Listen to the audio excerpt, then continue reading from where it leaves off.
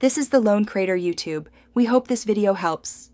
You start by powering both devices and enabling Bluetooth on your phone so the connection can occur immediately.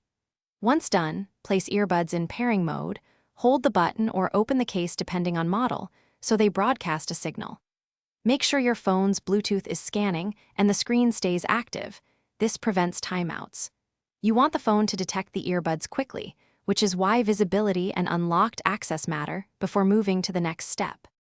You now tap the earbud's name to pair and then accept any permission prompts so the system can manage future connections.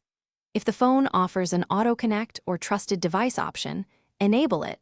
That setting lets the phone reconnect automatically when in range.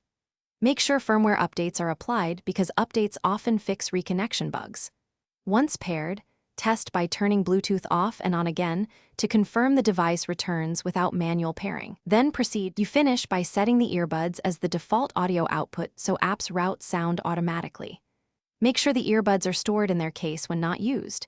That preserves battery and ensures a clean power cycle every time you open the case to reconnect.